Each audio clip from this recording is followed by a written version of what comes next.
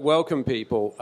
I'm going to save time, I'm going to skip the intros. We've got biogs in the brochure, and if you'd like to know more about each of us, do catch us at break time. We're very approachable. But what I want to do, instead of spending 10 minutes going who we are and our training, and is get straight into the work here, which is the questions. So I'm going to kick it off with the question number one then, which I'm asking the panel, is what signs or traits or indicators might counsellors want to look for in their clinical work that could suggest that the client has neurodivergence underpinning the presenting issue? So I'm thinking here of any signs or traits that might be potential indicators, particularly of an autistic or an ADHD client in the counselling room, and then what might the counsellors here today find useful as a framework to rule out or rule in the possibility. So really just some sort of first line indicators. So if I can pass you first.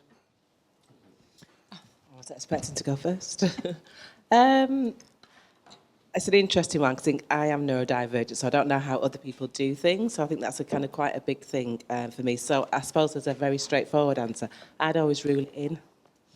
I think that's, you know, in terms of actually really thinking about, okay, because if you rule it out or kind of don't give that space or curiosity for what might be happening in the space, therapeutic space, then it may never kind of cross your mind at all. So I think just for me, it feels quite simple just to rule it in. There may be particular things that might be apparent, and again, I think just about being curious about what you're observing or experiencing. I know certainly for me, I would always be very curious about anxiety and what's happening for that person, and where does that get triggered. So that might be something I'd be specifically thinking about in terms of anxiety.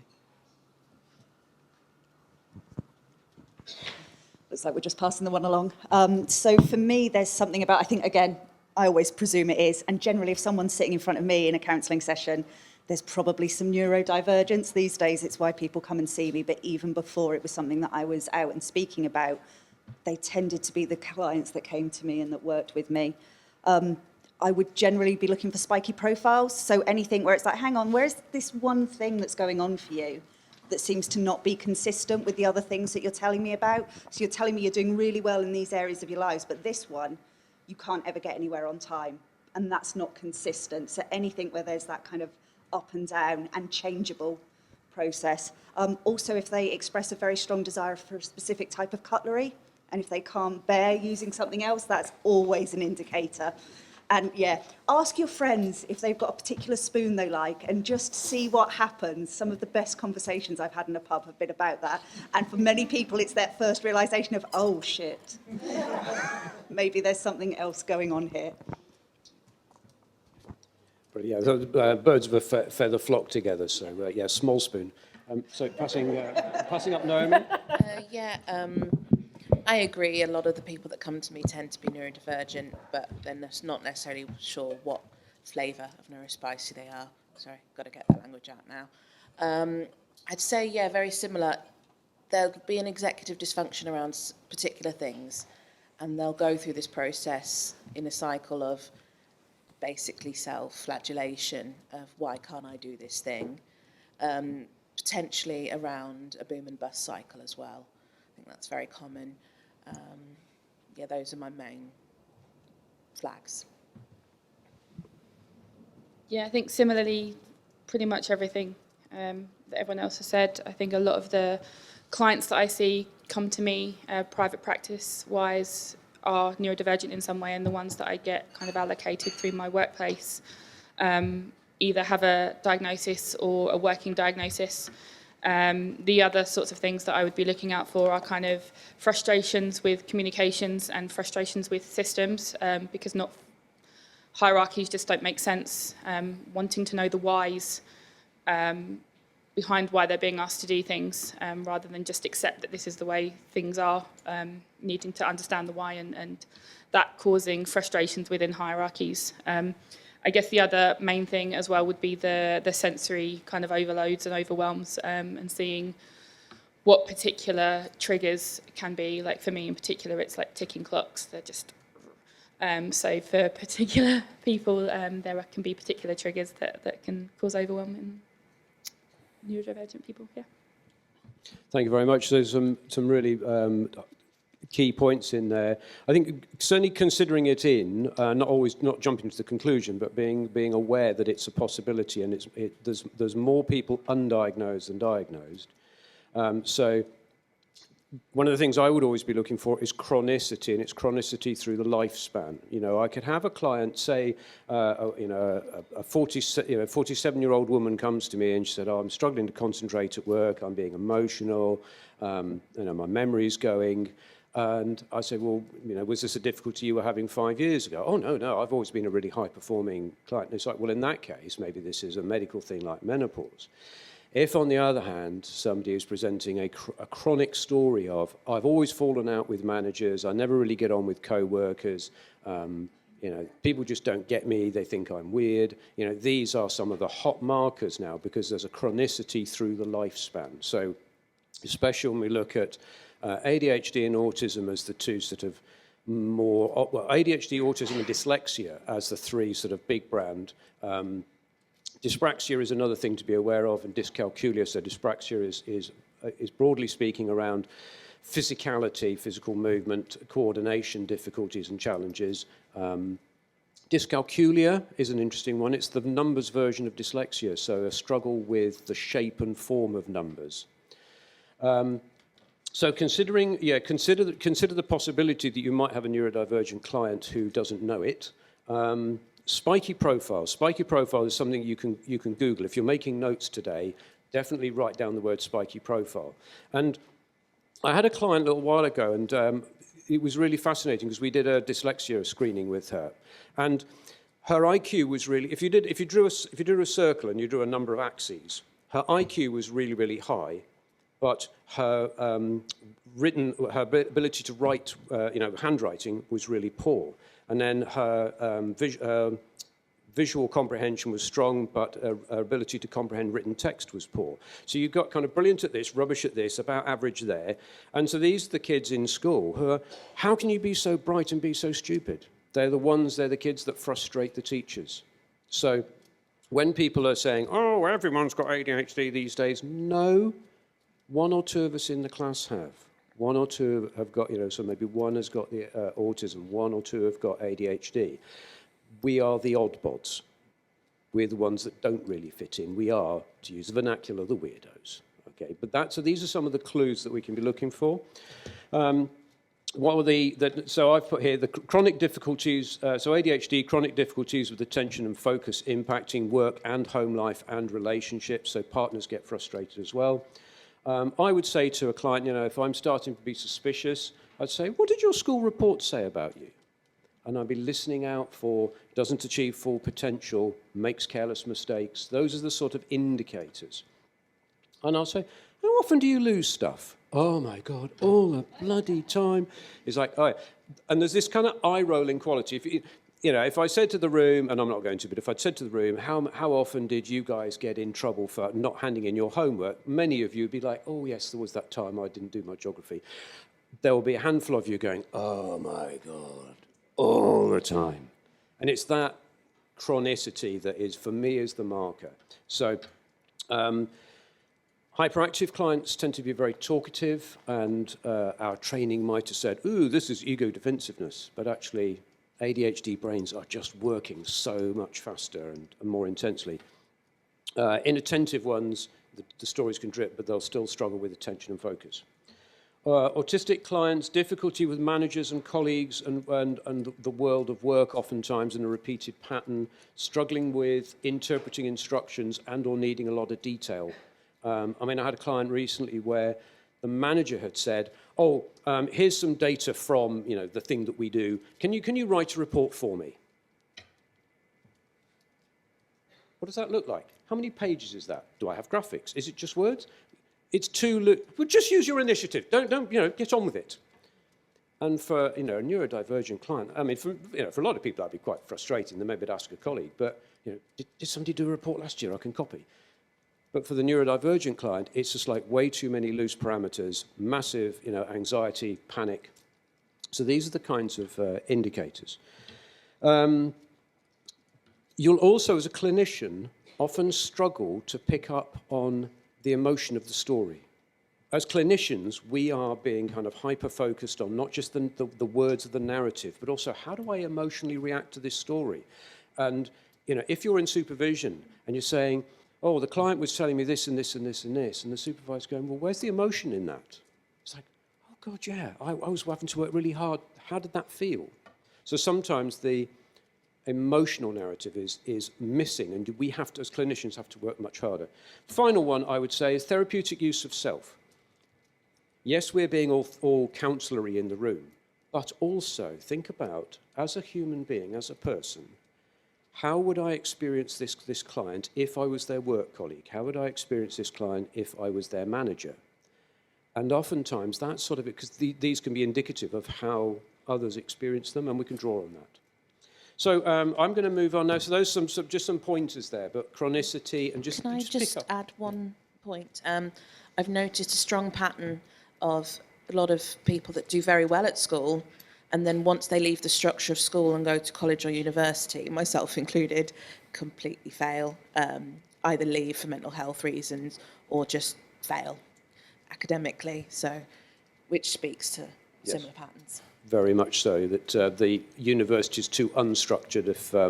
If there's been good family support or a good school, it might have masked it, or didn't achieve full potential. Bright kid, duffed up the results, but then massively fails at uni. Number 2, so panel, if you suspect a client might be neurodivergent and it's relevant to the client presentation and presenting issue, how do you broach the subject with them? So if I start with Louise, you've got your microphone down there. How do you broach the subject? Totally depends on the client and the relationship and what that can tolerate. I've had clients where I wouldn't broach it because the internalised ableism they were carrying, it would have just been too damaging for them to hear that at that time. Didn't change the way I worked with them. We still worked in an affirming way. We still worked with normalising a lot of their experiences, but in that case, it wouldn't have been appropriate. It would have been really harmful. If it does feel like it would be helpful and a client would be receptive, then always really tentatively. Generally, I might wait for so someone in my family's got this diagnosis. Like, oh, okay, that's interesting. I'm aware that some of the things you've told me have sounded like things that I've heard from other people who experience that. Have you ever considered? And it's always a really gentle, not here to diagnose, I'm not a clinician, I can't tell you, but I'm hearing some things that are resonating with me. I'm wondering if that's something you'd be interested in exploring. Some clients will take it up and go, actually, yeah, I've been really thinking about it and I'm really glad you brought it up. Others will be horrified. And when my therapist suggested to me, have you ever thought you might be autistic? I was horrified. Had a bit of a tantrum in the session. I'd spent 10 years as a disability practitioner with a special interest in autism. I would know, except I didn't until someone said it to me. And as much as at the time it was a really difficult session, they held me through it. And it's still the single most healing thing that's ever happened to me in therapy. But it won't be that way for everyone. So we've really got to take it on a case-by-case basis. Goes up to the top then, Louise? Gently. But generally, I'll sort of say, do you think you may have ADHD? The client will go and research, because that's what they always do. And usually it's relief. And it's happened. I've got a client going through dual diagnosis now, and it's very much a pattern that I'll give a clinical term to them. They'll go away and research it and come back saying, yeah, that's right. My realising story was I was giving a presentation on neurodiversity, and the person who was hosting said, I've never known a neurotypical person to get it so well. Oops. Yeah, I mean, it just so happens that all my friends, all my partners, and most of my family are neurodiverse. Oh, wait.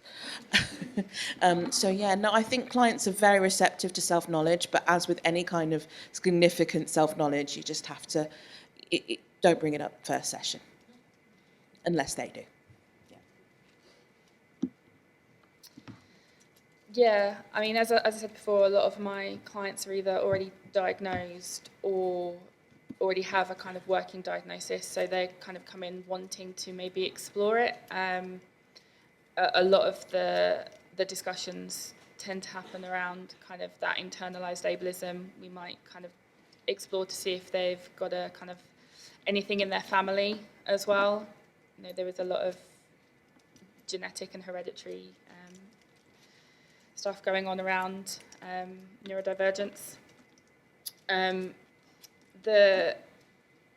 The main kind of discussions I tend to have are about how they tell other people or when they tell other people and what might be appropriate and what isn't appropriate. And that is always a very explorative process. It's always going to be very situation-based. It's about keeping people safe, really, and what's going to be the best for them. As much as I would love to be able to be in a society and a place where we could just, tell everybody everything and get everything that we want to, there are going to be places where it's not going to be the best for people to just kind of tell parents and things like, hey, my therapist now agrees with me, and then we don't get to see them anymore and things like that. So it's always going to be, very, very gently, very kind of tactfully, safely, and not in the first session. Make sure you've got that relationship first, because digging into that internalised ableism can be very tough, painful work. Yeah, I think I just repeat what everybody said already. I think it depends on what stage you're at with the work with somebody, what the kind of relationship is that you've got with somebody. But it also may be possible to talk about all of those experiences without using the kind of the deficit language or the DSM language, whichever way you might think about how helpful that language is. So it may be talking about their anxiety, it may be talking about their relationship with noise or their clothing or environment. So I think trying to have those conversations where that is a discussion that is happening all the time, because you're holding in mind that somebody might be neurodivergent and experiencing things that they might deem to be quite weird, but would be just very normal to me in terms of those conversations. So really normalising their experiences as well, I think. And again, I think depending on the situation. So for me, I'm very interested in, what happens when people need reasonable adjustments. How do we have that conversation without talking necessarily about disability or ability, but maybe some of the supports that would help them with their challenges and their difficulties. And also assets. I mean, it's really important to think about assets as well. Quite often we can get into the language of deficit and difficulty, but actually there's a huge amount of assets that people bring with them who are neurodivergent, and maybe to focus on some of those. So I think one of the things for me is also, I'm a trauma therapist, and often people come in for, issues around trauma or early childhood trauma.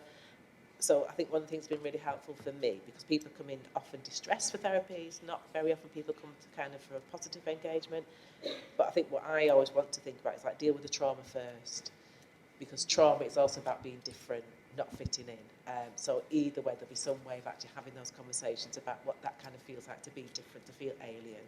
And again, I work quite a lot with people who are black, and then there are also different cultural expectations or different norms. And again, to really think about all those intersections in terms of how you might then approach that conversation with somebody, and what that might mean for them in their life. So I think just to consider those other intersecting oppressions, and where does the conversation you're going to have with them about ableism or disability fit into their sort of life currently, and be really thoughtful and mindful about that.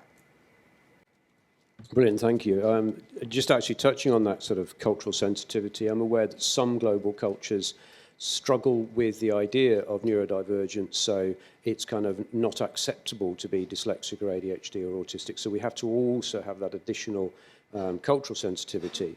But picking up on some points that the panel have made, it's definitely it's about being sensitive. It's about thinking about the sort of case formulation of, have I got a sound therapeutic relationship? Is this helpful to the client? And most often the biggest issue is internalized ableism, the idea that this is a sort of defect. If you said to somebody, oh, do you think you might be gifted, talented and gifted? It's like, oh, I was on the talented and gifted program at school. It's like, diagnostic criteria met, sorry. So there's some things which are framed in positive terms, but actually, unfortunately, although we're seeing a shift in culture, a raising of awareness of neurodivergence. There is still that kind of stigma, so we've got to be careful. So I tend to use a Socratic approach. I mean, I actually ask at intake. When I'm first meeting the client and I'm just doing the kind of housekeeping stuff, you know, and I'm asking about medications, yada, yada, yada, and I'll say, I'll say any historic diagnosis of a mental health condition, and then I'll say any historic diagnosis of a learning difference, such as dyslexia, ADHD, or autism. And now I've asked that right in the first 10 minutes of meeting in a very matter-of-fact way. And then some clients will go, oh, funnily enough, actually, I think I might have been tested for that when I was a kid, but nothing ever happened. Or they'll say, oh, funnily enough, people at work have suggested I might be. So that could just even right at the get-go, an opening question can open up some clues. Sometimes nothing registers there, but as we work, more becomes apparent. And then I'll kind of go, how do your friends describe you? How do your co-workers describe you? How would your partner describe you? And we're looking for sort of traits being revealed. And then I'll say, have you got any dyslexia, ADHD, autism in the family? Because clinically we know that about 80% genetic heritability, it runs in families. And again, tentative ways of raising it, again, through the strength of the therapeutic relationship, is it possible that you're neurodivergent? Is that maybe what's going on? And as Naomi was saying, yeah, they'll go away and they'll Google it and they'll go down the internet wormholes. Albeit that actually increasingly now people are finding that their social media lines are curating memes around neurodivergence. And it's when you see the memes, if you relate to those memes very strongly, it's like, I wonder if there might be some neurodivergence there. So looking at memes can be a thing, and sometimes I'll say, how much do you know about ADHD, for example? And again, it's a Socratic question, because they might say, well, funnily enough, I've been reading into it, and I did wonder, and that's why I sought you out. Ah, okay. But yeah, can the client handle it is I think, being sensitive, because just occasionally go, I can see this, it's stark staring obvious, but I can see that you're not going to handle it, so I'm just going to hold it back because it's not useful right now, and we'll just work with what's going on. Number 3, is labeling or diagnosis useful? So what's in a label? I think, so I've got to start at the top of the table. Yes, so when I have my therapeutic contract, I ask for diagnosis and self-diagnosis, because both are important and they both validate the client. Labels are very useful for most of us, but my only warning is that sometimes the label is not enough, and sometimes the process of diagnosis is so traumatic that it may not be worth the label. And we also have the disparity between an autism diagnosis, where depending on where you are in the country, you may get nothing but the diagnosis, whereas ADHD, you used to get medication. Now, obviously, there's an international shortage, which is quite worrying. So yes, I am very pro-label as a person and as a therapist, but yeah, I understand that for certain cultures, and again, it's part of unlearning the internalized ableism. But I still work with people and clients, particularly young people, who they are autistic and they won't give them the label because they think it'll negatively affect their employability. But I think, A, that's illegal. I know that doesn't actually protect us. We're still a very unemployed sector of disability. But without the label, it's almost impossible to access the support we need. So the answer is labels, yes, but caution, with caution.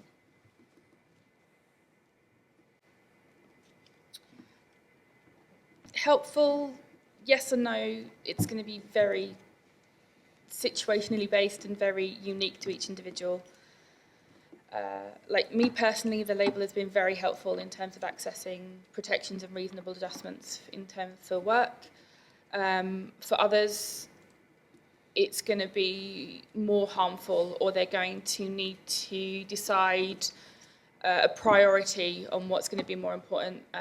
For instance, things like accessing gender-affirming care, for instance, like if you have a label of autism, then it's going to be more difficult to access gender-affirming care because of the trying to be diplomatic with our Oppression. yeah, just because of the way that the systems deal with people and treat people with that particular label, kind of infantilizing people who can't make up their own mind, don't know your own body, your own gender, your own sense of self and things like that. That kind of all of those labels go within that, and so it makes it very difficult or more difficult to access things like gender affirming care. So if people are kind of looking at diagnosis, and we know there is a high comorbidity between trans identities and kind of neurodivergencies, things like autism, then it's kind of deciding what is going to be more beneficial for people in what order they do things, in order to kind of access systems and tick boxes and jump through hoops in the right order to get the best care that is available at the moment for them. So depending on each individual, labels, yes, can be very, very helpful in accessing kind of protections and reasonable adjustments and things. Support systems at universities, mentors, stuff like that, with even working diagnoses. But if they're also trans and trying to seek things like gender affirming care, then that's going to make things difficult. So it's very much deciding what the priority is for people. So yes and no.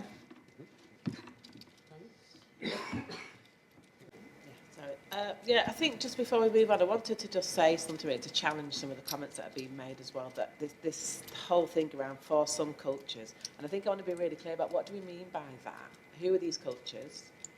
Who do they represent? What kind of forms in your mind when you say these other cultures? My knowledge will be that there'll be an assumption that we're talking about black and brown cultures or people from particular parts of the world. And I think we're just supposed to be really, really careful when we talk about these cultures, because it's very othering, first of all. I don't know if those cultures exist within kind of white working class environments, whether they work in Eastern European communities and cultures. So I just want to be really careful when we talk about culture, because the assumption always is when we're talking about culture, it's got to be something that's not us. Yeah, and who is this other? So, and again, and the reason that I raise that is because we might have some assumption, we might have some knowledge as well about some of these cultures, but I would also want to think about in terms of, is this the culture of the older generation? Is it the culture of the younger generation? Is it a different culture in terms of people's sort of class and education? So I want to be very, very careful when we start to talk about, well, in some cultures. Well, I want to name those cultures and not really understand what we mean by that. So I just wanted to challenge some of that language, really, which I think is why I'm here. So I think in terms of labelling and diagnosing, and I guess it comes into those things again, doesn't it, about, when we're thinking about how people might use particular terms, words, who maybe English isn't their first language, or they have different ways of describing their experiences that make it, be kind of traditions in some cultures to kind of be aware that people are neurodivergent, may not even use those kind of terms. So again, really thinking about what we're talking about labelling and diagnosis. Certainly in terms of, quite often people say, well, that's just another label that's going to cause some difficulty. Well, I can think of worse labels that people do get called, like lazy, stupid. So that might be a way in which I will sort of gently challenge sort of those kind of pushbacks on labelling and diagnosis. Well, what other labels has that person already got, and are they helpful? And I guess in terms of diagnosis, again, it depending on what tradition you kind of come from, and what kind of cultural background you come from in relation to mental health services, that diagnosis of a disorder might be really difficult language to be using. I don't have a disorder. So again, I come from a perspective of, human distress, human rights, so the disorder doesn't kind of fit in there for me as a discussion or a description. But I think it's worth exploring in terms of things like psychoeducation and really understanding what this deficit model actually means, what it is for somebody, why they might disagree with it, why they might want to explore that a little bit further. And again, thinking about where people are positioned within their own family, within the kind of work that they do, in their education, to really begin to have these conversations about what do we mean when we're talking about a diagnosis of a psychiatric disorder. So, what do we mean when we talk about the diagnosis of a psychiatric disorder? So I think just to say a little bit more, because I realised I wasn't loud enough, but I'm really concerned about what labels people do get already when they don't have a diagnosis, and leaving space for people to actually really think about, is this a disorder? Why is it described in that way? Certainly one of the exercises that we do on the National Autism Training Programme is just to kind of circle all the negative words that would appear in a diagnosis of a disorder, and to really think about it, does that even represent your experience? You know, it's a deficit model that doesn't even address things around assets. And I think just a recent conversation, which was really helpful, I was speaking with my supervisor, and we were talking about, again, diagnosis. And the term that they used was description versus prescription. Are you prescribing somebody with a disorder, or are you describing some of their experiences that might be helpful in them thinking about, well, what label do you want to use to describe that? You know, so again, I think it can be problematic. I think it's exploring those challenges and complexities of a psychiatric diagnosis of a disorder, and that's why I would always want to kind of keep the idea of a diagnosis of a psychiatric disorder, because that I think needs to be really challenged about what we're talking about when we're talking about diagnosis. Yeah, just to really kind of reiterate a lot of what's already been said, context, context, context with these things. Is it useful? Is it helpful for this person at this time in this place? If it is, great, support it. If it isn't, then don't worry about it. These diagnoses are made up.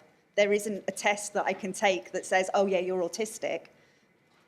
It doesn't exist. It's a grouping, a group of probably white straight men got together many years ago and decided we're going to call these things this and we're going to call this thing this. And when you start looking at it and looking at the co-occurrence and the overlaps of these diagnoses, what do they actually mean? But they can be a gateway. So if I was in education, then having a diagnosis is going to get me support. It is a way for me to argue and to advocate for myself. Sometimes that bit of paper is going to be the thing that I need to wave in somebody's face to get the support that I need to be able to achieve. But I don't always need this bit of paper with these words. I got just the same support as with a diagnosis of anxiety when I was a student that I pretty much would have got if I'd had my autism diagnosis at that time, and it was a much less stigmatizing diagnosis. So I would always really dig into a client with, what are you doing it for? If they want it, then absolutely I'm going to support them through it. But let's just think it through, because there are also pitfalls. I've got long COVID. In some parts of the country, I wouldn't have been able to access treatment through a long COVID clinic because I've got an autism diagnosis on my medical records, because you can't treat. We don't have it. It's different. We're too difficult. You can't treat us. The reason my wife won't get a diagnosis for autism is so that one of us will be taken seriously if we ever need to, if we're in hospital. There are pitfalls to having these things. And also there are not. So yeah, context, context, context. There's no right or wrong answer. Thank you. Yes. I mean, the context and the use are key points. And yeah, I take your point, Alexandra, about context of things. So I use the zebra and the horse analogy. I mean, as a neurodivergent child, I picked up plenty of labels. They weren't terribly nice labels. As an adult at 40, when I finally learned that I'm ADHD, suddenly it makes a lot of sense. And the analogy of the zebra and the horse is, if you're a zebra in a field of horses, you're a weirdo. And you're a failure as a horse. When you discover there is a tribe of zebras to hang out with, you're actually very normal for a zebra. And that for me is the thing. In terms of when it's useful, for reasonable adjustments in the workplace or for accommodations at school, university, technically speaking, a good HR department and a good academic institute do not actually need a formal psychiatric diagnosis. They can go on a strong psychologist report. But in practical terms, sometimes you've got to go down the formal diagnosis route to get the legal protection. So it's a balancing act. There isn't medication or treatment protocol for autism, and the medication for ADHD only helps some of the people some of the time, so there's no silver bullets. But knowing why your brain functions differently and knowing why you find certain things different, I think is very empowering. So again, context and situation are key. So moving on. Number 4, panel, how does your way of working with neurodivergent clients differ to what you were taught in training? For example, do you use self-disclosure and or psychoeducation in your work? Or can you outline a kind of model of how therapy can be tailored to better meet the needs of neurodivergent clients? So I think that's starting with you, Tris. Mine differs wildly to how I was trained. For instance, now I will happily have sessions like just laying on the floor. We'll have like take our shoes off. I can only imagine going into university and being like, so I moved my computer set up to have my online session so we could both lay on our sofas. And seeing, I just only imagine my tutor's face of horror of, showing my client my entire living room space while I moved my setup, and like, heaven forbid, having, showing my odd socks in a session, or, sitting in a session with your feet up on the wall, which is what I've also done with my neurodivergent clients. Or what else have we done? We've just put a whiteboard in the middle and scribbled with whiteboard pens on it for just having something to do with our hands whilst we're, exploring something. So a lot of it is a lot more movement-based, not kind of sitting opposite each other, which is something that was very much drilled into me when I was training, that, you sit here and they sit there, and this is your boundaried space and that is their boundaried space, and here's, you look at them and that's how you know that you're engaged, and they, you're listening because you're looking at them, and no.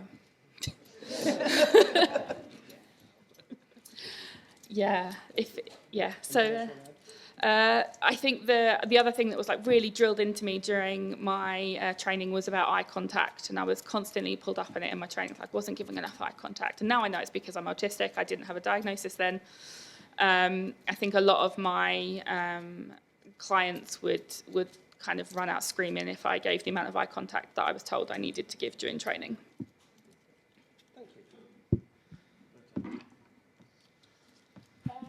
Yeah, I suppose I was thinking about it in terms of my training. I think I trained myself a lot of the time. So while I did art psychotherapy training, I was always the zebra in the room, coming from a very strong political black perspective. I was never going to take on board the training that was being offered. And I think in terms of being an art therapist and that ability to kind of be creative in the way that you think, in the way that you do things, so I was always challenging a Eurocentric Western model anyway. That was never going to work for me. So I suppose in terms of the work that I do with clients, I mean, just by using things like art making, again, it's going to be very individual. Things like eye contact, probably less of a concern, because you're actually sort of, the focus is with the actual art maker and the art object. So those things maybe not so intrusive.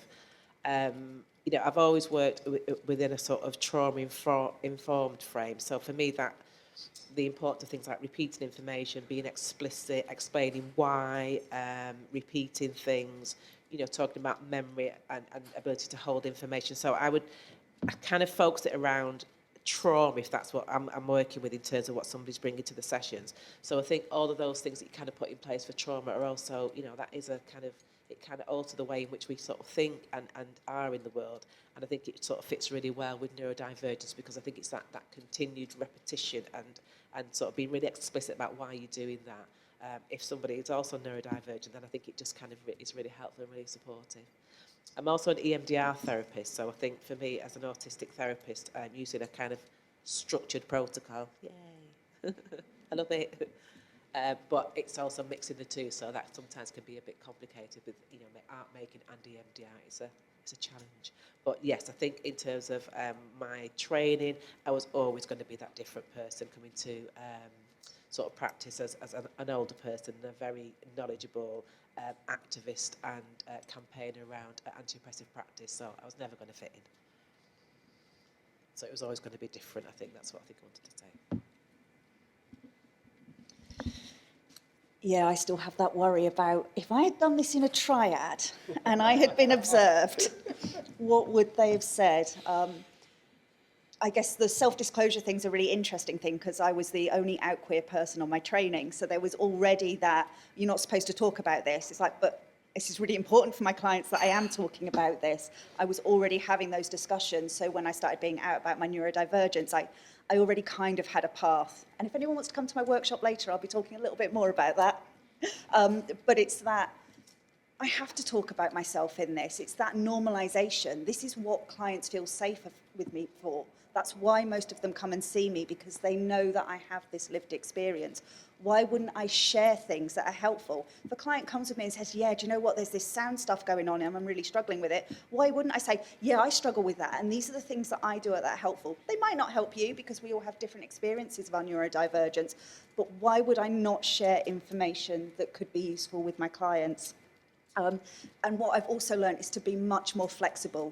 You know, I'm an integrative therapist anyway. The way that I work changes depending on my clients' needs and what's around for them. So some of them love a structured session, and I love a structured session. That's my bag.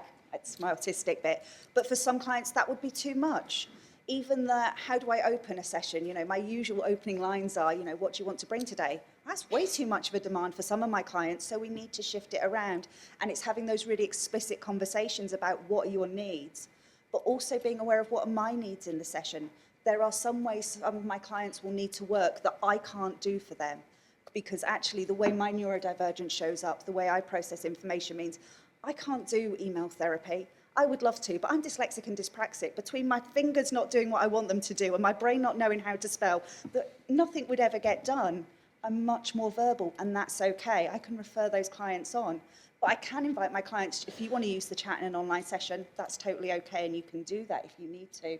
So just having that openness to what could this space look like? If we were designing this space so that it was useful for you, how would we do that?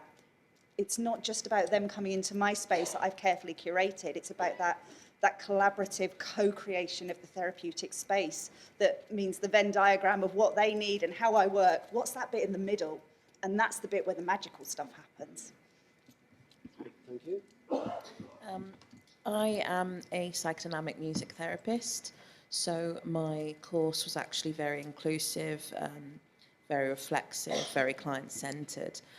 So I found that very useful to transfer to my verbal work with adults. And I merge intersectionality with psychodynamic practice. So, for example, I don't feel I represent the ideal mother, but I represent my race, my gender presentation, my actual gender, and that the blank slate does not work for my neuroqueer clients. It never will. But yeah, I think I'm lucky that we were taught to question Western centricness. Why are we requiring our clients to sit? Why do we sit at the piano? What does that say of the power dynamic? But I think because the traditional music therapy clients are young people who are neurodiverse, even if they don't have that language, they'll often have more clinical diagnoses. I've learned that non-verbal presentations of neurodiversity versus the adults I deal with who are very verbal but masked, it's very similar input and it's very similar output. And even though the work looks completely different, the themes are the same. So I think I'm very lucky in that regard. I also have done intersectionality training for my old course for music therapists, for art therapists. And they do still say to me that that's the only LGBT input they've had over the 3 years, which is, yes, is awful, because I reached out to these courses to say, I can do some basic LGBT training. And they're like, no, we've already got that. So I do my intersectionality training, and then you hear that's actually not the case. So I feel like certain courses are moving forward, but then I hear from other people, and particularly my supervisor, how old-fashioned the institution is, and it's shocking. I know that sounds quite naive, but again, I was one of 6 people who were in a new music therapy course, and now there's been about 70 people since who were trained to think outside of cultural and societal boundaries. And yeah, I don't know why they can't all do that. That would be great. Thank you. Yeah, so I would say the sessions tend to be more structured. Just leaving lots of silence and blank space can be unsettling for some of our neurodivergent clients. So being a little bit more proactive in the session, in terms of, and with particularly with autistic clients, being careful about the use of analogy and metaphor. I mean, really one that sticks in my mind. A client was, and it was, you know, first session with them. They were describing a really dysfunctional relationship, and it was really agonizing. And I was in that moment of empathy, and I said, oh gosh, it sounds like you've got your fingers really badly burned. And the client stopped and looked at their hand. And it was like, oh my. And so then you have to kind of, right, okay, I've got to be really careful about analogies and so on. In terms of a model, I think in terms of there's the psychoeducation element, and so if you understand how your neurodivergence works, you can be kinder to yourself. So if you kind of think of, Penny Park's inner child therapy, I think that's quite powerful. So that as a neurodivergent person, it's very easy to internalize all the negativity of the past. Why can't I just do the thing? Why am I so useless? And that aggressive, critical parent is really injurious. Knowing that I struggle with emails, I struggle with admin. I can do some really cool, clever stuff, but I can't do really straightforward, basic stuff. And rather than getting frustrated, it's like I have this sort of kind, informed, healthy adult that says, it's okay, kiddo, we know we find this difficult, so how about we could just please, let's just respond to that one, because that one really, really is high priority, and we'll get injured if we don't do it. And then, look, if necessary, we'll leave those till tomorrow. That's okay. So we shift from that critical parent, why are you so useless, to a much kinder, more healthy reparenting, which is knowledge-based, and it says, look, let's be realistic. This will fry your brain, but we could maybe do that because otherwise both of us will get injured. Moving on then, thinking about social justice within counselling, to what extent do you seek to empower neurodivergent clients by supporting advocacy or advising on reasonable adjustment? So if you like, breaking away from the passive model of therapy to be much more proactive. So to the panel then, to what extent do you empower neurodivergent clients supporting advocacy, advising on reasonable adjustments, encouraging referral to occupational health and awareness of the Equality Act? And has anyone drawn up a workplace passport, for example? So I think that's back to Olasande. Yeah, it was interesting to kind of look at this as a question, and again, thinking about social justice, thinking about the kind of traditional therapeutic model. So I don't come from that therapeutic tradition. And what I will always say is that my background is actually in community development. And that's really important to me. I think I would describe myself as a community development worker who's now got some therapeutic skills and qualifications. And that's really important to me, because I think one of the things that was rather interesting in the training, where we thought about social justice and thought about the individual, and there was this kind of, I don't know, this moment for a lot of the students who were there when we talked about, you're an individual, providing individual therapy in the room, but this person also belongs to a community, and what is that bridge to the community? And people were just like, wow, thinking, well, people live in communities, this isn't new. So for me, it's that kind of really always holding that community development perspective, and that's about a value base, about sustainability in terms of the work, the relationship, what can we do in that time, the ways in which people might feel empowered and supporting empowerment and inclusivity in terms of the way it might sort of think about, well, what is it within their lives, in their community, in their families that might be more helpful to consider. We've got to talk about social justice. We've got to talk about human rights, because people's rights are often denied. Certainly in terms of my sort of client base, who are from a whole range of different communities and identities and experiences, and also think about participation and equality. So those are things that are always in the forefront for me when I'm working with somebody.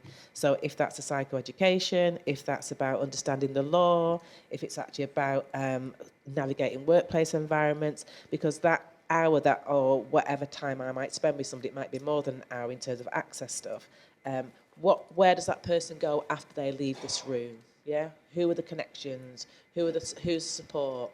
Are they lacking those kind of connections with the people? Thinking about community groups, thinking about community activities, thinking about activism. I'm sort of a very strong believer in stuff around mental health and activism. When people can get really active in their lives and can empower themselves through activism, it can be a real change in experience for people who are feeling very kind of excluded, oppressed, and diminished and ignored. So for me, those are my activism within the kind of, I don't even like the word self-disclosure, just one of them bizarre things that people say. But I would think about being a human being and not human doing. So actually, when we're talking about being, one of the sort of phrases that are very important to me is Ubuntu. And Ubuntu is a South African term. Please do look it up if you don't know about it. But it's about how we are people through people. So if this self-disclosure or not self-disclosure is part of that, then we're actually not being human at all. And it's not any kind of philosophy that I would sort of practice, support, or encourage at all. So that might be, in terms of social justice, thinking about there's a wider context for people, not just the hour or an hour and a half they're spending with you, but who where do they live? Yeah, who do they live with? Who do they not live with? What sort of things might support their inclusion and support them in their kind of the sort of challenge that people might be actually having, and particularly around, loneliness. We, UK is at the very top of the charts for loneliness and in terms of how that impacts mental health. So I think we've got to think about a community context when we're working with people as well. I'm not really sure what else to add to that because context again, like what is going on for our clients when we send them out of our therapy rooms. I can create an inclusive and affirming space, but then they're going out into the world. So making visible the systemic oppression that is going on, because our clients are coming to us generally, they're coming to us with trauma because of systemic oppression as well as other types. And they're still being traumatized. They're still living in a world that is not made for them. If we're not talking about that in the session, then we're missing out on a huge part of the work. It isn't just about what's happened in the past and let's process that. It's that, how do we move forward with this? How do you navigate these systems and structures? And often it's about how do we do this in the way that is the least harmful? I would love to say I'm going to send my clients out to this neurodivergent queertopia where everything is wonderful and there's rainbow unicorns everywhere, and that would be awesome. I would like to live there, but we're not. So we have to navigate these structures, and we have to know that. We have to do the unlearning of all of the stuff we've internalized. And it's not just stuff we unlearn once, because we unlearn it and then we go out in the world to the world and we're battered by it again, and it gets reinforced, and we have to unlearn it all over again. It's 2 steps forward and 3 steps back. Constantly, this backwards and forwards. We have to talk about it, and we have to hold it at the centre of the work that we're doing. It's a running joke with some of my clients. They'll say something like, "Is that you or is that capitalism?" It's generally capitalism. And, we can trace all the other ones back to capitalism, really. Apologies to any capitalists that are in the room. But, it's not good for most of us. It's not good for the neurotypical people either. It's not a healthy system and structure. And there's something about that. It's not a problem with us. It's that social model of disability. There is nothing wrong with me in the way my brain processes things, but the world is not made for it. Now, there are some things, I can't turn off the sun. Sometimes it's just always going to be too bright for me. There are things in the world that I can't change, but there are things that I can, or there are things that I can approach differently, and I can give myself permission to do them differently. And that's part of the work I do with my clients in session, is we model, how can we do this differently? What permissions can you give yourself here? These are the permissions I'm giving myself. I take loads of time off and I model that for my clients. This is what I do to look after myself. I don't have to work a 9 to 5, Monday to Friday, and there is tons of privilege in my ability to do that. And that's also really important to talk about. I have privileges that some of my clients don't. Some of my clients have privileges that I don't. So we have to talk about these contextual kind of ideas.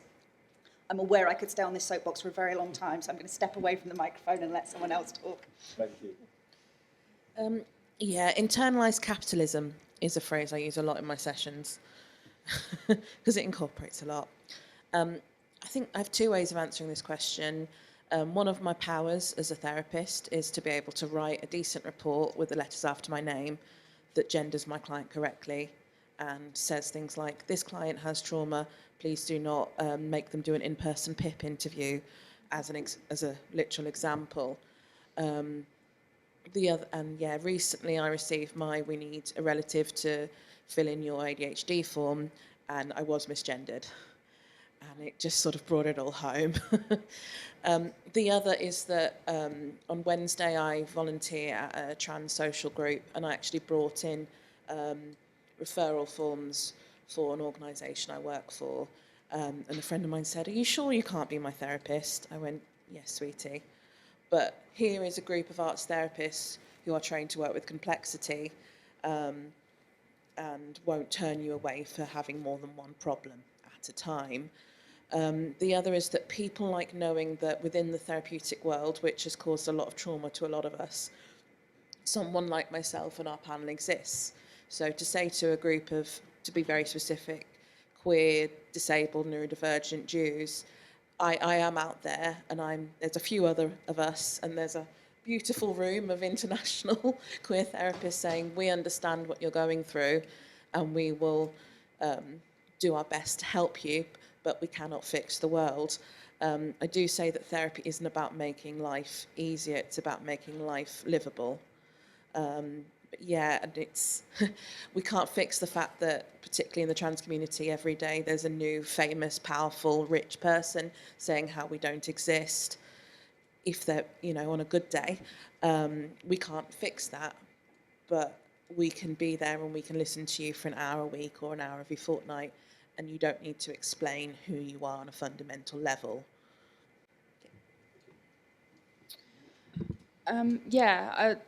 Adding to pretty much everything that's been said, kind of looking at that kind of asset model and the social model of disability, kind of really supporting people to access what's already within their networks, and really looking at supporting people to access things, because we know within that like kind of minority stress model that people having a sense of community and a sense of pride in their identity is really important in kind of those mental health outcomes. I think the only other thing that kind of to add for me is that I work within the mental health centre, a counselling service within a university system. So the other thing to be aware of is to make kind of clients aware that I'm also part of the system. So they're accessing the system and this kind of social justice, whilst also I'm part of that system. So there are certain things that we have to navigate around because I'm part of the system that is also oppressing them. So that is interesting discussions and explorations that we have. Don't always do things by the book. I'm not going to say much more than that whilst I'm being videoed.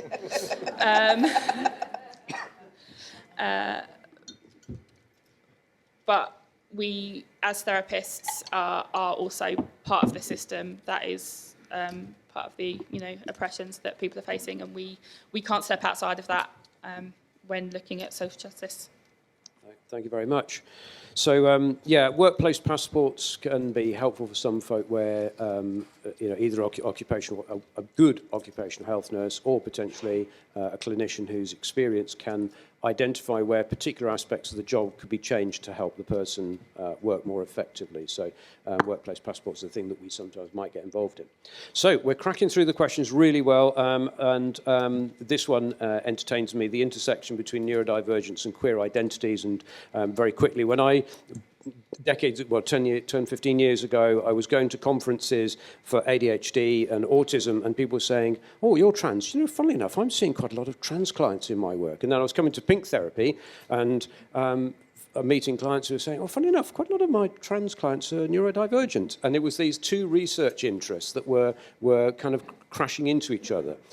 So yeah, I would say there seems to be quite a much higher percentage. That's my personal experience, and I've heard it from colleagues. So quickly whizzing, we've got 5 minutes. We're going to do a short answer each about intersection between neurodivergent clients, queer identities. I think we're starting with Louise. Go.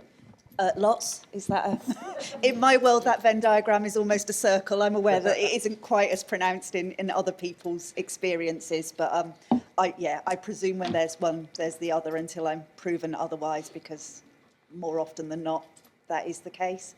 Yeah. Brilliant, thank you. There is... Oh, sorry. No, you go first. Okay. There is a proven intersection between being trans and autistic. I think it was a 2020 study that sampled 40,000 people. So, which, considering a lot of autism and neurodiversity and identity we have no research on, is pretty remarkable. We can use that to extrapolate that the neuroqueer identity is more common with, say, cis LGBT people, asexual and sex people. But that's anecdotal. But for trans and autistic, at least we know that. And yes, it does seem like the Venn diagram is a squishy circle. I would say for me, anecdotally, you know, with autistics, ADHDers, it would be almost a circle. Less much anecdotally for me with other kind of neurodivergencies, dyspraxia, dyscalculia. There tends to be more kind of cis-hets that I see. Not always, but the circle is more pronounced with kind of autistics, ADHDers for me. I think I'm just puzzled about the question, really, thinking, what does it even mean? So, I mean, I think I can describe a number of my clients who would fit those identities. I would also be able to describe clients who have those intersecting identities of being black, of being Asian, being Middle Eastern, having religious and sort of faith backgrounds. So I think that the intersecting identities, I think, is just something we just need to be aware of and not make assumptions, really. And yeah, I think a lot of my clients would fit into all of those categories. So, and I think trying to kind of separate them out just feels a bit odd, really, because if we're talking about intersecting rather than intersecting separate identities. So yeah, it's a bit of a hard one for me, for my brain to kind of work with, but yes is the answer.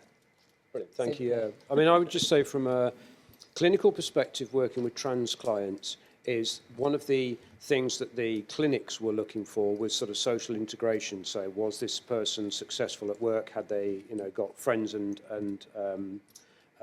they got friends in their social networks and so on.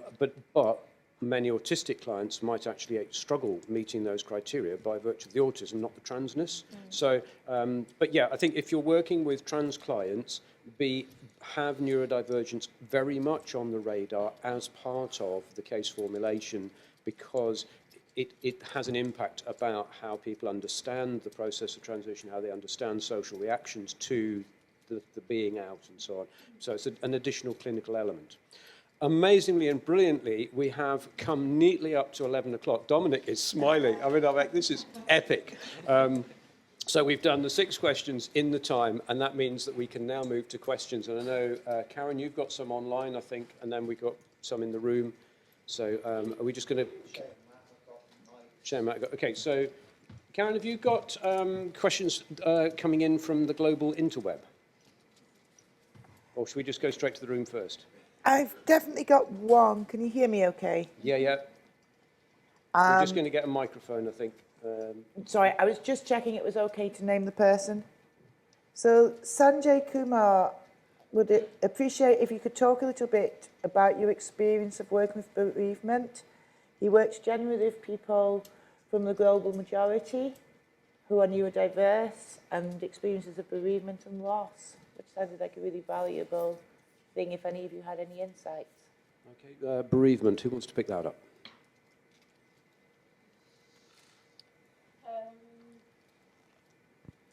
I think it does say something from a neurodivergent perspective, and I guess, again, when we're thinking about how people process information and emotions, bereavement may well look very different for people who are neurodiverse, and I think there can be some sort of shame around not feeling things, not sure what you feel, or not feeling anything. So I think really being able to kind of understand and work with, it's a word I can't say very well, but is it alexithymia? That might be something that's impacted somebody, or describing, and again, trying not to use that word because it's very difficult for me to say, but trying to think about actually, you might not feel this now, but you might feel it in 6 months' time. It might be in a year's time. So really sort of validating that their process is their process around bereavement. And we may be thinking about how that information's kind of given. If we think about psychoeducation, again, there's lots of resources available, but also to really think about, how much we use words, can we use images, can we use pictures, can we use lots of different ways to support them to think about their grief process. So I don't know if that's helpful.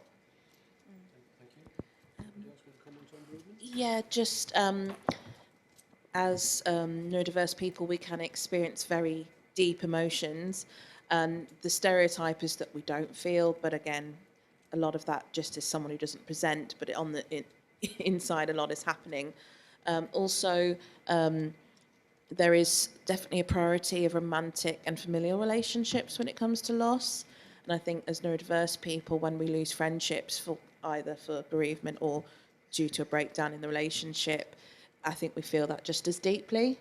And that can feel quite maligned in a societal way. So I think that's something to bear in mind as well. Just want to add that we often have those same connections with pets as well. So we will feel that deep connection and deep loss with pets that isn't kind of seen as societally kind of acceptable or understood. Just object impermanence works for people as well as objects. We have people impermanence, so we may feel the grief really strongly in the moment, but actually once the moment has passed, the person isn't there anymore. They're not there anymore, and that is something about really normalising for, and I'm quite a cognitive person. For me, grief is something that happens, and it happens very strongly, but it isn't a long-term thing for me. And there's been lots of shame about that in the past, but actually that's my process, and that's okay. It doesn't mean that I don't care, and kind of really just recognising that breadth of experience is so important. Yeah, I think it's the empathy to see those relationships through the lived experience of that individual, and not to apply our own perceptions. Oh, that must be awful. That person, person A has died. Given their relationship to you, is to make an assumption, to be in the world of the client. And I think the loss of animal companions can be absolutely devastating, because they're oftentimes the one relationship that's consistent and reliable. So thank you very much. I hope that's given some useful insight. If you could see the... Yes, the room is... Brilliant, There lovely, is thank another you. question, though, Oh, go on, Em. from Claire Staunton, particularly for anyone in the panel who specialises in trauma. Someone just typed. How would you try and differentiate between CPTSD and neurodiversity in the room, appreciating you might not be using diagnostic criteria yourself? So can you just say again, how to differentiate between CPTSD and neurodiversity? I wouldn't. I think just keep it really simple. Yeah, and I suppose I wonder what the question really is, or what somebody's trying to get answered. So that may not be a best response. But I think if we're talking about relational trauma, and if we're talking about never fitting in, I think those are the things that we'd be really sort of thinking about. What's the context for this person? They've given a little bit more context Okay. from the nervous system perspective, because clients will often ask about this. Again, I think it wouldn't be different. So I think if we're thinking about what's helpful, what strategies might be helpful to anybody who's having a disruption in their nervous system, I think there's probably quite a few things that would be very similar in terms of an acceptance that's how it's impacting somebody, self-compassion. As certainly something I talk about quite a lot in my work, that one of the things that trauma robs us of is that kind of care and compassion from others. So therefore we don't have it for ourselves. So I do quite a lot of work on encouraging and supporting people to sort of begin to think about themselves in a way that is compassionate, which can be quite difficult to do, but that's where I would focus the stuff around the nervous system, and thinking about people's reactivity or response to stress or difficulty. Anybody else want to add to that? Because that felt like quite a comprehensive answer. Is it okay to put it out to the room, so just on the trauma, CPTSD and neurodivergence, that, you can use a trauma protocol to deal with the trauma bit, but also factor in which bits might be neurodivergence. Putting out to the room then, have we got some questions in the room? Because we've got people with roving mics, so if you'd like to stick a hand up and ask a question, that'd be really fab, thank you. Oh, there we go. There's a question over there.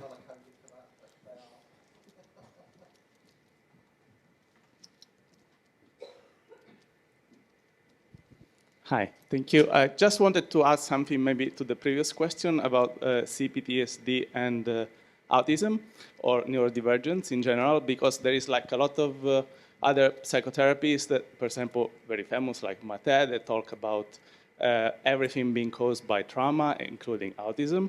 So it is important to notice that while the presentation can be similar from the symptoms or traits, when you treat someone for trauma, actually they become more autistic. So the autistic traits becomes more evident.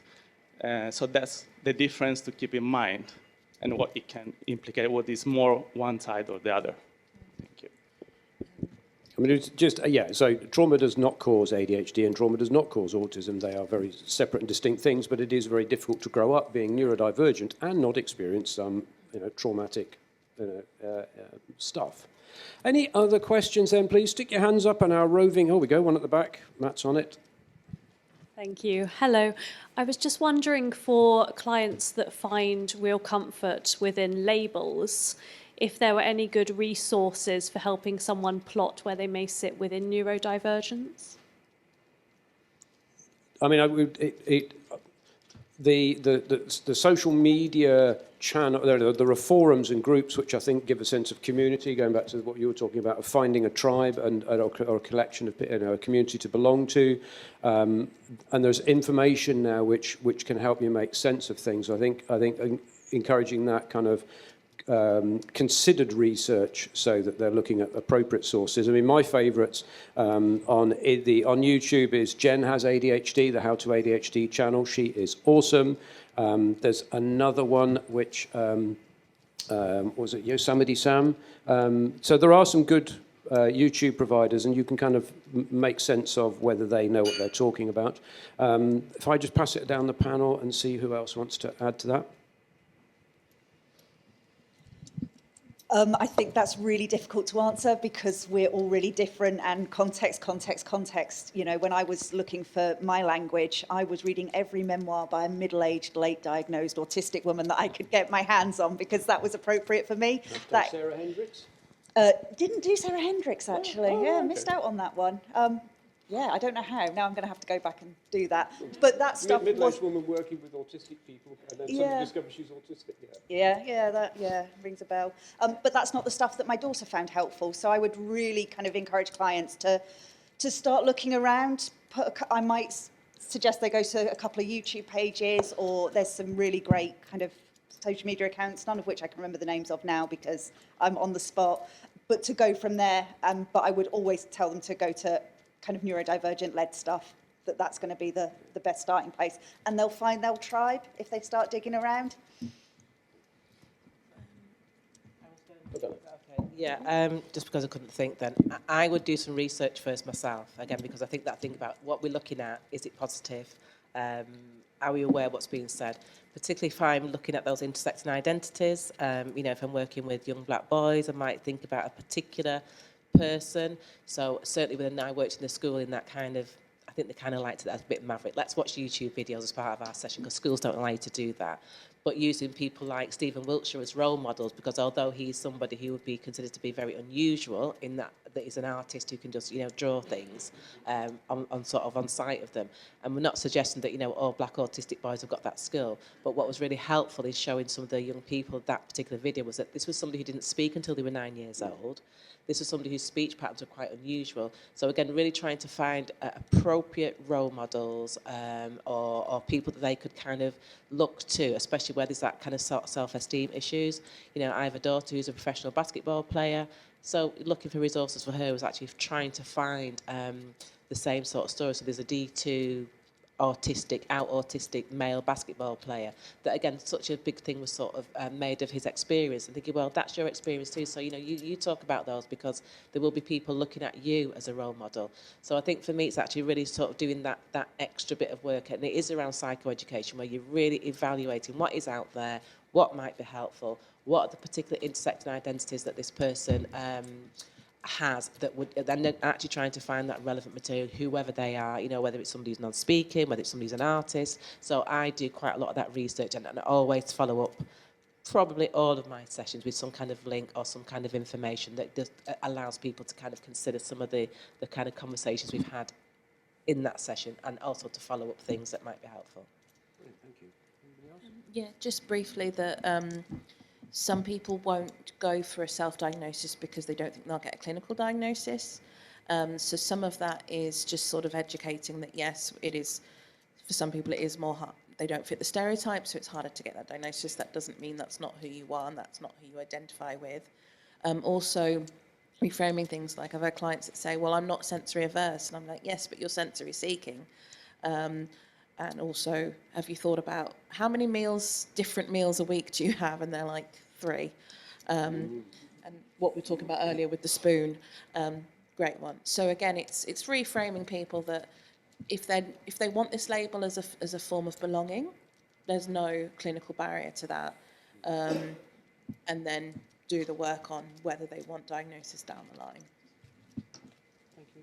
Is that enough? So, another question from the room, thank you. Thank you. So in my practice, I see a lot of correlation between neurospiciness and relationship diversity, a lot of non-monogamy coming up, and I'm wondering if that's been your experience, if you see more of that, and particularly with younger people, if that's a correlation that exists, and is like a dynamic change in that more recently. So I've struggled to process because the sound was working against my ears. Can somebody clarify the question? I think looking at the correlation between neurodiversity and ethical non-monogamy and alternative relationship practices? Brilliant, thank you. And is that more common with young people? Thanks for clarifying. Yeah, sorry, I was struggling to just to do the language processing there. Anyone want to pick that up from the panel? Yeah, I can take us. I would suggest there is a crossover. I think when you start seeing the rules around you as for what they are, kind of societal rules, and you kind of question them and exist outside of them, then you kind of start wondering, well, what else is a societal rule, and what else can you question, and what else is something that you've just been told? So you kind of then start questioning other things. So things like relationship setups, the one-on-one and coupling off. So I think particularly I have seen within my kind of university counselling room an increase in students coming in kind of ethically non-monogamous relationships. So yes, I have seen an uptick in that, and they are more neurospicy, neurosparkly, neurodivergent. Word they tend to use neurospicy and neurosparkly than neurodivergent. So yeah, I think it's a case of if you kind of exist outside of the kind of societal norms on one side of things, it's like, well, what else can we question, and what else are just norms that we're just given, and push those barriers and question them. Yeah. Thank you. I'm conscious of the time. It's 14 minutes past. I think I've got one question up there. Can I do one question? Go on, Ed. That person up? Is it me? Oh, hey. Thank you. It was regarding the thing about gender and being autistic also. We come from an organization in Denmark, LGBT Plus Denmark, which is the LGBT Plus organization in Denmark. And we get a lot of questions from professionals working especially with young kids that are autistic and that have questions about their gender. And a lot of these professionals, they ask us why. And we try to not focus on the why, but to the how can we create a safer space for them to navigate in.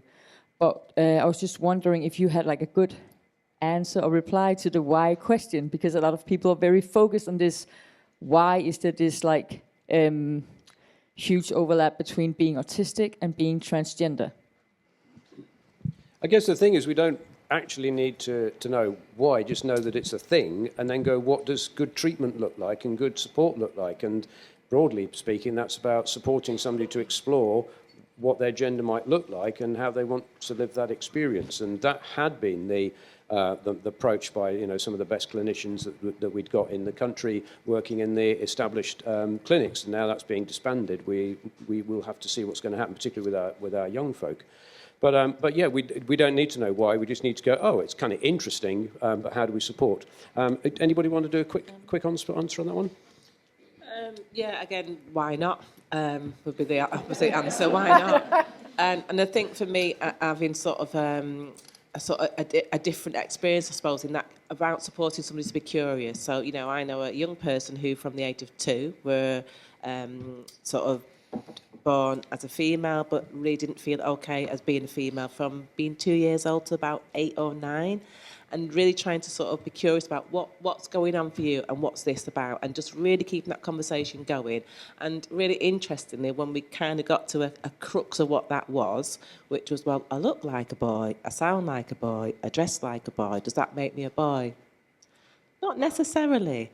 And it's that literal kind of understanding of their own lived experience, and just staying with that for as long as possible to try and have those conversations so that was able to be kind of said and understood from all different kind of perspectives. And then, but also saying, well, that might be where you're at now, where you've understood yourself a little bit better, but also that can change. So I think it's about that curiosity, that patience, those conversations, not being afraid to have those conversations, even with somebody who's 2 years old or 5 years old or 7 years old, because actually it's an important conversation to keep having, and really understanding someone's processing and, what's the information the world's giving them about being a girl or being a boy. Right. I'm going to need to draw a line. Thank you so much to my panel. I am truly, really, really appreciative. So thank you, everyone. Yeah, thank you.